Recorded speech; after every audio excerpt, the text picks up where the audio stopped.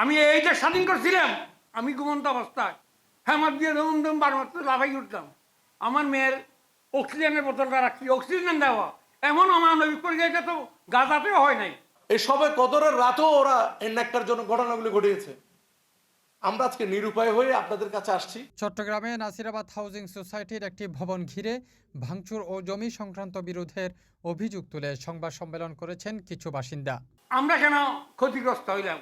আমরা কোন অপরাধ হইলাম? আমরা তো টাকা দিয়ে কিনছি, সরকারকে ট্যাক্স দিছি, রেজিস্ট্রি করছি, খতিয়ান করছি। আমার উপর কেন আঘাত? আমার ক্ষতিপূরণ কে দেবে? আমার কোনো নোটিশ দেওয়া হইল না। তাহলে কি আমি বাংলাদেশের নাগরিক না? আমি কি রোহিঙ্গা? সিরিয়া এটাকে আর যদি খালের জায়গাটাকে নিতে পারে, আমরা যদি বাধা দিই, আমাদেরকে বুদ্ধিবৃত্তি ফৌজদারি হিসাবে আমাদের দাস শাস্তি পেতে হবে। একটা প্রাণী পাবেন চিটাং সিরিয়াকে বাধা দিয়েছে খালের জন্য।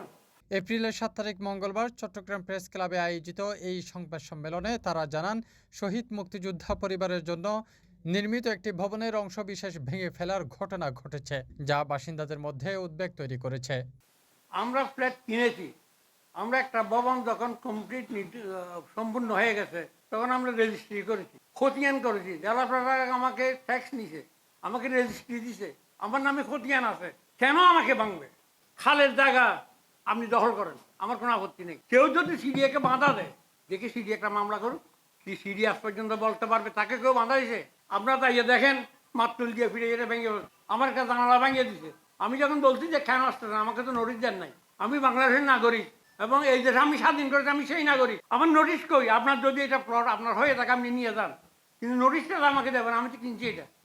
নোটিশের উত্তর দিল আমার দরজায় দুইটা বাড়ি দিয়া হেমাত দিয়া লেবাররা বৃষ্টিটা লেবার ঢুকে গেল, দরজাটা ফেটে ফেলছে, এখন সেই অবস্থায় আছে। আমি ঘুমন্ত অবস্থায় হেমাত দিয়ে ধুম ধুম বারমাত্র লাফাই উঠতাম।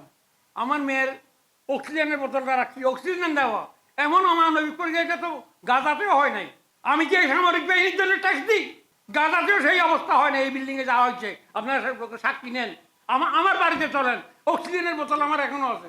তাদের দাবি, বিষয়টি আদালতে বিচারাধীন থাকা অবস্থায় স্ট্যাটাস কো বজায় রাখার নির্দেশ রয়েছে, তবে সেই নির্দেশনা যথাযথভাবে মানা হচ্ছে না বলে তারা মনে করেন।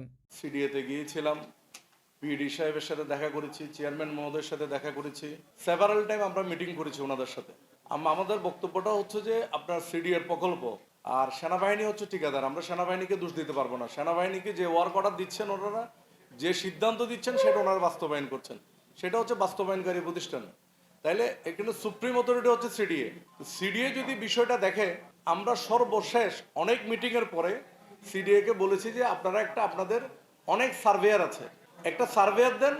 সার্ভেয়ার দিয়ে খালের জমিটা, গভর্নমেন্টের একটা বিএস শিট আছে, বিএস শিট অনুযায়ী 170 দাগের যতটুক জমি আছে আপনারা খুঁটি কেটে দেন। আমাদের জমি, আমাদের যদি ভবনের কোনো অংশ পড়ে আমরা সরাসরি ভেঙে ফেলবো। সংবাদ সম্মেলনে সংশ্লিষ্ট কর্তৃপক্ষের দৃষ্টি আকর্ষণ করে বিষয়টি শান্তিপূর্ণ ও আইনি প্রক্রিয়ার মাধ্যমে সমাধানের আহ্বান জানানো হয়। ও দেশবাসীর কাছে দাবি জানাই, 1 নম্বর, অবিলম্বে ভাঙচুর বন্ধ করতে হবে। 2 নম্বর, হাইকোর্টের আদেশ বাস্তবায়ন করতে হবে। 3 নম্বর, দায়ী ব্যক্তিদের বিরুদ্ধে আইনগত ব্যবস্থা করতে হবে। 4 নম্বর, ক্ষতিগ্রস্ত 44টি পরিবারের ক্ষতিপূরণ ও পুনর্বাসন নিশ্চিত করতে হবে। 5 নম্বর, প্রকল্পের নামে সকল অনিয়ম দুর্নীতি স্বচ্ছ তদন্ত করতে হবে। CTG post, Chittagong.